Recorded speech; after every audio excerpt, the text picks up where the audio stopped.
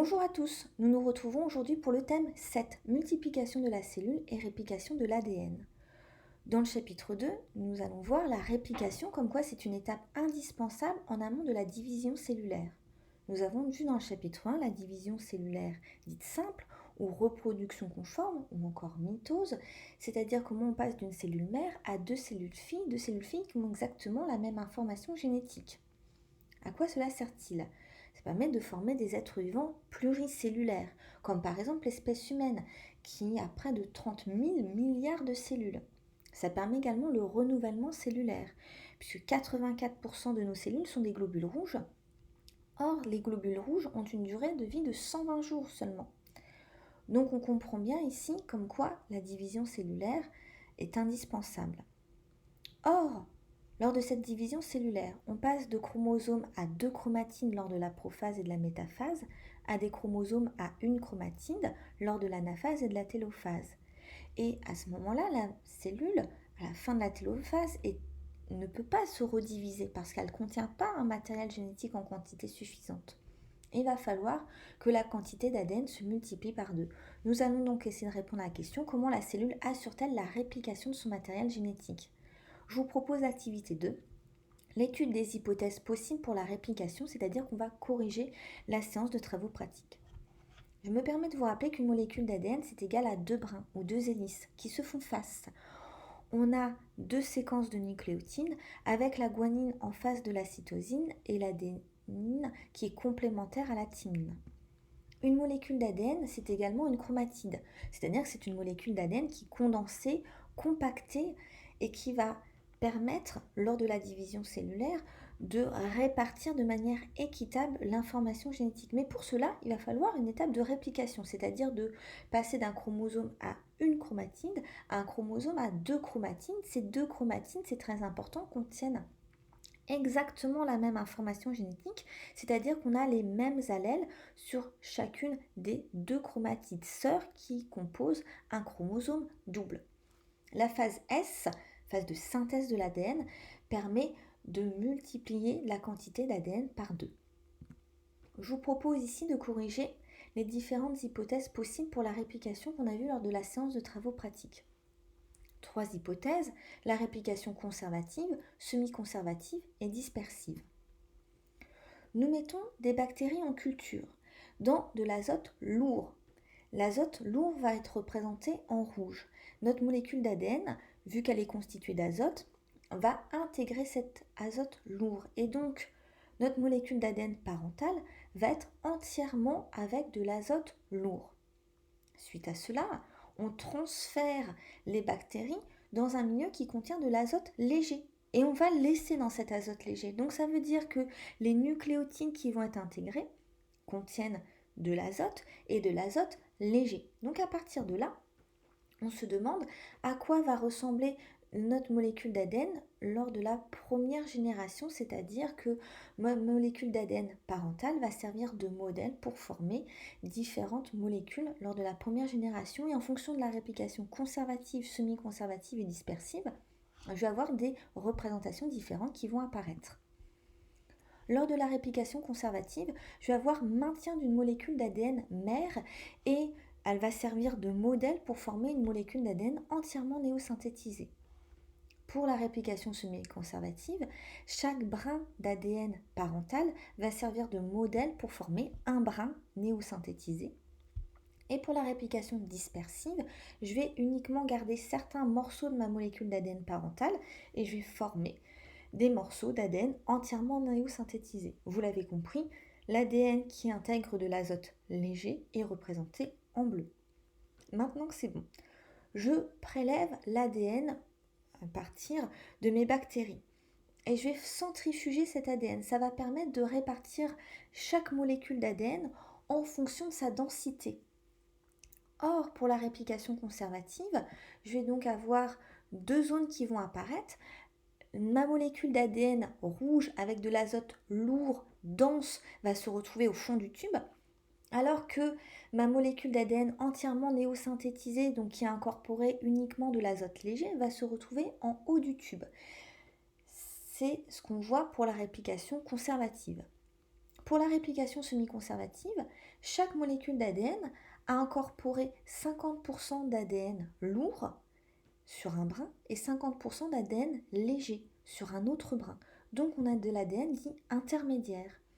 Pour la réplication dispersive, tout comme la réplication semi-conservative, chaque molécule d'ADN contient 50% d'ADN lourd, 50% d'ADN léger. Je vais donc avoir de nouveau un ADN dit intermédiaire, entre entièrement lourd et entièrement léger. Or, dans la réalité, qu'est-ce qui se passe si je fais vraiment cela? Eh bien, lors du premier cycle cellulaire, où on vient juste de mettre nos bactéries sur de l'azote léger, eh ben, j'ai de l'ADN 100% intermédiaire. Ça me permet déjà d'éliminer la réplication conservative. La première colonne, la réplication conservative. Puisque pour cette réplication conservative, on a deux zones distinctes. Ça ne va pas nous empêcher de l'étudier. C'est-à-dire qu'on va se demander, à partir de cette réplication conservative, on a une molécule d'ADN parentale, on a la formation d'une autre molécule entièrement synthétisée. À quoi correspondrait la deuxième génération? Alors je me permets avant de faire une pause, c'est-à-dire qu'ici il s'agit d'un modèle pour bien comprendre comment se fait la réplication. Normalement, lors de la première génération, les deux molécules d'ADN sont reliées par un centromère. Donc on a un chromosome double lors de cette deuxième ligne, alors qu'on a un chromosome simple dans la première ligne. Ici, on n'est pas dans la réalité. Ça permet vraiment de comprendre sur quelle modalité se fait la réplication. Je ferme la parenthèse. Je me retrouve sur la case numéro 5, c'est-à-dire que ma molécule d'ADN va être toujours entièrement conservée et elle va permettre de former un ADN entièrement néosynthétisé. Et mon ADN, qui était représenté en bleu dans la case au-dessus de la case 5, est toujours conservé et va permettre de former une molécule entièrement néosynthétisée. Et donc, on a ceci, c'est-à-dire que je vais avoir conservation d'informations génétiques de base dans une molécule. Si j'étudie la troisième génération, ça va être pareil, c'est-à-dire qu'à la place de 4 molécules d'ADN, je vais en avoir 8, c'est-à-dire que je dédouble la quantité d'ADN et je vais avoir conservation toujours d'une molécule d'ADN qui va servir de modèle. Maintenant, si je regarde pour la réplication semi-conservative, j'ai un brin qui sert de modèle pour la formation d'un autre brin. Donc, ça va ressembler à ceci, c'est-à-dire que sur la première ligne de ma molécule d'ADN de la première génération, le trait qui est rouge va être conservé et va permettre de former un nouveau trait, une nouvelle séquence d'ADN avec de l'azote léger. Et le brin qui est dessiné en bleu pour ma molécule d'ADN de la première génération va être conservé et va permettre, lui aussi, d'être modèle pour la formation d'un brin néosynthétisé qu'on représentera toujours en bleu. C'est-à-dire que l'azote 14N sera toujours représenté en bleu. Ici, la réplication dispersive, c'est comme si j'avais donné un petit coup de ciseau dans ma molécule d'ADN et que ça permettait d'avoir, ici, des morceaux d'ADN parental dispersés à différents endroits. Et enfin, pour la réplication dispersive, la molécule d'ADN à la troisième génération, c'est comme si je redonnais des petits coups de ciseaux et donc j'avais conservation comme ça de mon ADN au sein de chaque molécule, mais seulement un tout petit morceau et que les autres étaient entièrement néosynthétisés.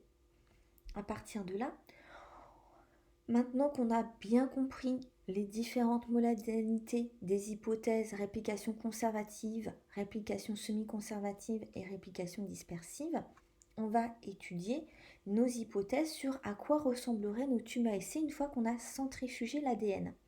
Pour la molécule d'ADN de la deuxième génération, on est sur la case 11, j'ai une molécule d'ADN très dense qui va être au fond du tube, et 3 molécules d'ADN qui vont être avec de l'azote léger, donc beaucoup moins dense, qui va être en haut du tube. Donc ça va ressembler à cela. Pour la réplication semi-conservative, dans ces cas-là, j'ai toujours ici la moitié de mon ADN qui va être intermédiaire, 50% d'ADN lourd, 50% d'ADN léger, et 2 molécules d'ADN qui contient uniquement de l'azote léger, donc on va retrouver en haut du tube. Pour la réplication dispersive, je vais avoir pour chacune de mes 4 molécules d'ADN, 25% d'ADN qui est dit lourd, alors que le reste est de l'ADN léger. Donc je vais avoir de l'ADN entre la partie qui va être dite intermédiaire et la partie dite légère. À partir de maintenant, j'étudie le deuxième cycle cellulaire, c'est-à-dire à quoi va ressembler mon tube à essai lors du deuxième cycle cellulaire. Et ce que je vois, c'est que si je descends l'œil jusqu'au niveau du tube, 50% d'ADN est léger et 50% d'ADN est intermédiaire. Alors qu'est-ce qu'on observe ici? Eh bien, ça correspond ni à la réplication conservative qu'on avait d'ores et déjà éliminée, ni à la réplication dispersive qu'on peut maintenant éliminer. Ça serait donc la réplication semi-conservative qui est la modalité de réplication au sein de nos molécules d'ADN et qui permettrait de passer d'un chromosome simple à un chromosome double. Pour pouvoir vérifier que notre hypothèse est bien valide, bon, on l'a déjà vérifié, mais ça permet de conforter notre idée. Pour la réplication conservative, pour la case numéro 14, je vais avoir une molécule d'ADN dans ce qu'on va retrouver au fond du tube, alors que toutes les autres vont être des molécules d'ADN légères. Voilà à quoi ça va ressembler. Pour la réplication semi-conservative, j'ai toujours 2 molécules d'ADN qui vont dites être de l'ADN intermédiaire, 50% d'azote léger, 50% d'azote lourd, alors que les 6 autres molécules d'ADN vont avoir uniquement de l'azote léger. Et pour la case numéro 16, et dans ces cas-là, je vais seulement maintenant avoir 1/8 de ma molécule d'ADN qui va contenir de l'azote lourd. Donc finalement, je vais me rapprocher au fur et à mesure, mais sans jamais l'atteindre, une zone où je vais avoir donc de l'azote léger. J'arriverai pas à atteindre cette zone, mais je vais me rapprocher au fur et à mesure des générations pour la réplication dispersive. Or, troisième cycle cellulaire, 75% d'ADN léger, 25% d'ADN intermédiaire, ça correspond bien à ma case qui est au milieu pour la molécule d'ADN de la troisième génération. Je suis toujours, voilà, ça me permet de conforter un peu plus l'idée de la réplication semi-conservative. Si je dois faire des conclusions sur les expériences de Mendelssohn et Stahl, il y a 3 types d'ADN. L'ADN lourd au fond du tube, l'ADN léger tout en haut du tube à essai, l'ADN intermédiaire entre les deux. Le passage d'un type d'ADN à un autre n'est pas progressif. Donc je peux d'ores et déjà éliminer l'hypothèse dispersive qui implique une évolution continue de la densité d'ADN au cours du temps. On ne l'a pas observé ici. Cela permet également de réfuter l'hypothèse conservative qui prévoit la conservation d'une molécule d'ADN mère et l'existence d'une molécule néosynthétisée. Or, selon cette hypothèse conservative, il n'y aurait pas d'ADN intermédiaire, ce qu'on observe pourtant dans la réalité. J'en déduis donc que le modèle semi-conservatif est ainsi vérifié. Si je reprends ce que vous pouvez faire dans votre cahier, à la génération 0, j'ai de l'ADN 100% lourd, de l'ADN 15N. 15N est le milieu dans lequel les bactéries ont été mises en culture initialement. Et, pour l'instant, pas d'azote 14N. Mais au fur et à mesure des générations, on va avoir notre molécule d'ADN ici qui est représentée sous forme d'échelle, qui va s'ouvrir et qui va compléter les nucléotides grâce à la complémentarité des bases, un mot extrêmement important, les nucléotides en face. Pour la génération 2, notre molécule qu'on pourrait dire hybride de la génération 1 va s'ouvrir et voilà, au fur et à mesure, on va donc avoir les nucléotides qui vont s'ajouter au fur et à mesure du passage de l'enzyme qui va permettre la synthèse de l'ADN. Cette enzyme, c'est l'ADN polymérase. ADN, puisqu'on a formation de l'ADN, poly pour plusieurs, ase, c'est une enzyme, donc une enzyme qui va fabriquer une molécule d'ADN à partir d'une molécule d'ADN. Bon, du coup, si je me reprends, on a la formation de 2 molécules d'ADN à partir d'une molécule d'ADN, ça sera plus juste. Donc la réplication, on l'a dit tout à l'heure, j'ai repris le schéma, vous l'avez remarqué, un chromosome simple, on va avoir un chromosome double avec deux chromatines qui contiennent les mêmes informations génétiques. Lors de la mitose, on va avoir la séparation des chromosomes doubles en deux chromosomes simples qui vont se répartir. Si je devais donner un nom aux deux phases de la mitose représentées, on voit pour le premier schéma, comme quoi les chromosomes sont répartis sur une ligne imaginaire, la plaque métaphasique ou la ligne équatoriale, ça correspondrait donc à la métaphase. Et pour le deuxième schéma de la mitose, les chromosomes sont devenus simples, ils vont vers l'épaule de la cellule, on est lors de l'anaphase. Et donc on a au fur et à mesure comme ça des cycles cellulaires. Ici il y a deux cycles cellulaires de représentés. Tout au début, la quantité d'ADN qui augmente. Ensuite, la phase G2, dite de croissance cellulaire, c'est-à-dire que la cellule va grandir, mais elle peut également exprimer son patrimoine génétique. La division cellulaire, la mitose. Ensuite, la phase G1, qui est la phase la plus longue, où la cellule grandit, où la cellule exprime son patrimoine génétique, donc permet la formation, la fabrication de protéines, et ainsi de suite. Le cycle cellulaire se déroule en 4 phases, G1S, G2M. Ici, sachant que ce sont des cycles, vous pouvez commencer par n'importe laquelle des phases. Un chromosome simple a une chromatide, donc voilà, tout ça on l'a déjà vu précédemment. Ça, ce schéma qui vient de s'afficher, m'intéresse beaucoup plus. C'est-à-dire que notre molécule d'ADN, je vous rappelle, elle est en hélice, elle est spiralaire, et elle va s'ouvrir. Et on va avoir la formation d'un nouveau brin représenté en bleu. Et à la fin, on va avoir donc deux molécules d'ADN à partir d'une molécule d'ADN. Chacune de ces deux molécules d'ADN a un brin néoformé. On va essayer de voir la modalité de comment ça se passe, c'est-à-dire que maintenant qu'on sait que c'est une réplication semi-conservative, et quelles sont les modalités pour qu'on ait la fabrication exactement d'un deuxième brin d'ADN qui dit complémentaire. C'était le travail que vous aviez à faire à la maison. Donc les mécanismes moléculaires de la réplication. Au cours de l'année 1958, on a un chercheur qui met en évidence l'existence dans les cellules d'une enzyme. Donc je vous rappelle qu'une enzyme, c'est une protéine qui permettait d'accélérer les réactions chimiques. Et cette enzyme, elle est capable de synthétiser, donc de fabriquer de nouvelles molécules d'ADN à partir d'ADN préexistant. On a également besoin de nucléotides qui sont dans le noyau de la cellule et d'énergie. Il appelle cette nouvelle enzyme l'ADN polymérase. Donc sur l'infographie qu'on vous a donnée, donc en fait c'est une photographie prise au microscope électronique à transmission, donc c'est avec des capacités qui permettent de zoomer de manière beaucoup plus importante qu'avec les microscopes du lycée. Ce qu'on voit, vous avez vu des petites flèches blanches, elles indiquent un mot important qu'il va falloir retenir, des fourches de réplication. C'est-à-dire que c'est le siège de la copie de l'information génétique. Au niveau d'une fourche de réplication, les deux brins de l'ADN se séparent, puis les nucléotides contenus dans le noyau vont se fixer par complémentarité sur les nucléotides des deux brins d'ADN parentaux, donc en rouge les brins matrices.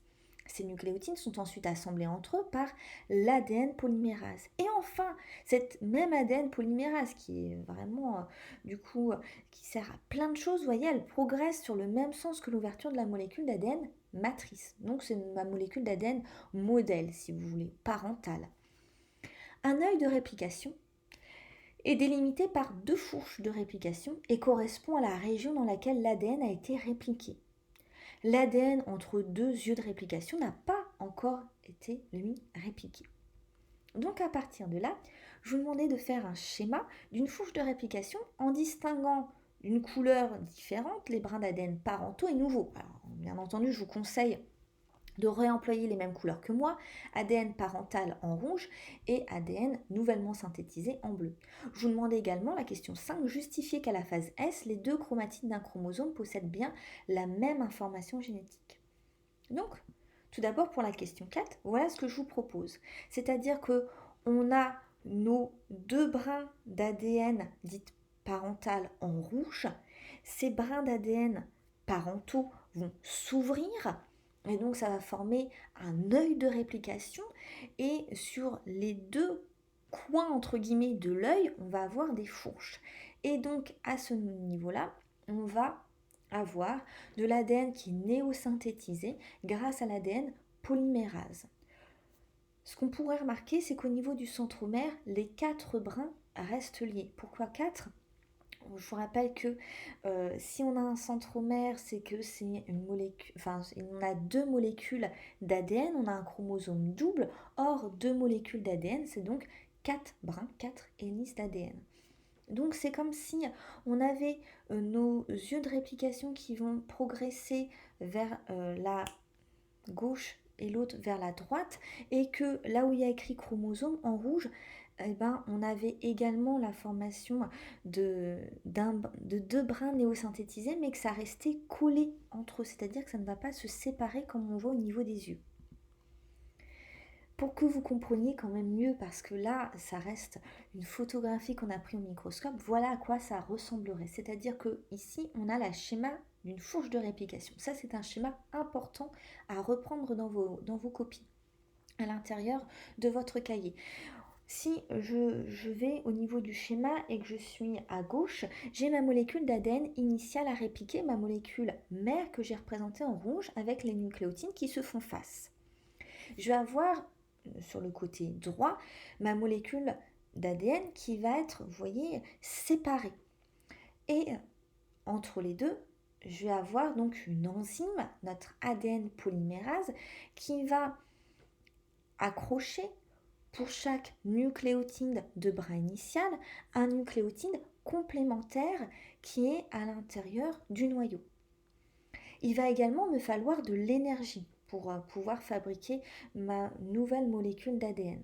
Donc pour l'instant, je reste très vague pour parler d'énergie puisque c'est au programme de terminale spécialité SVT. Donc, je vais avoir la formation d'un brin néoformé et bien entendu, pour mon brin initial qui est représenté en bas du schéma, je vais également avoir un brin néoformé qui va se fabriquer. Ce que je vous propose pour que vous compreniez beaucoup mieux, parce que là ça reste un diaporama, c'est de regarder une vidéo. Elle dure moins d'1 minute et elle permet vraiment de bien comprendre comment l'ADN polymérase va mettre les nucléotides bout à bout au fur et à mesure sur mes 2 brins d'ADN initiaux. Donc en fait on a 2 ADN polymérases qui vont chacun s'occuper d'un brin initial. Le lien de la vidéo YouTube que je vous ai mis en bas de la diapo, vous pouvez bien entendu la retrouver sur Moodle en cliquant directement dessus. Toujours pour comprendre, œil, fourche de réplication, ici on a un schéma donc, qui vient d'un livre pour une prépa vétérinaire, mais peu importe parce qu'en fait il permet de vraiment bien comprendre le programme de première spécialité. On a les yeux de réplication multiples de l'ADN des eucaryotes. Les eucaryotes, ce sont des êtres vivants qui possèdent des compartiments à l'intérieur des cellules, donc tout comme l'homme.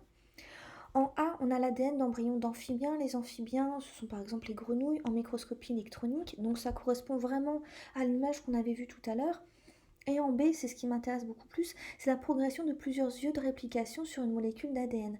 Et qu'on voit sur notre première ligne, donc 2 traits pleins qui correspondraient à des traits rouges de molécules d'ADN parentales qui va s'ouvrir au niveau du haut, O pour œil de réplication, et les traits qui sont en pointillés correspondraient à de l'ADN néosynthétisé, donc en bleu. Et on voit qu'on a différents points, donc différents yeux de réplication. Ça veut dire que on a ces yeux qui vont progresser les uns vers les autres et qui vont se relier les uns avec les autres. Enfin, pour la question 5, justifier qu'à la phase S, les 2 chromatides d'un chromosome possèdent bien la même information génétique. Ici, je vous propose un texte. J'espère que vous avez réfléchi à cette question. Le mode de réplication semi-conservatif, associé à la règle de complémentarité des nucléotides, permet à partir d'une molécule d'ADN d'obtenir en fin de phase S, en fin de phase de la réplication, 2 molécules d'ADN qui vont être identiques avec les mêmes allèles pour les gènes. Ces 2 chromatines sont associées entre elles au niveau du centromère et en fin de phase S, chaque chromosome possède donc bien 2 chromatines de la même séquence.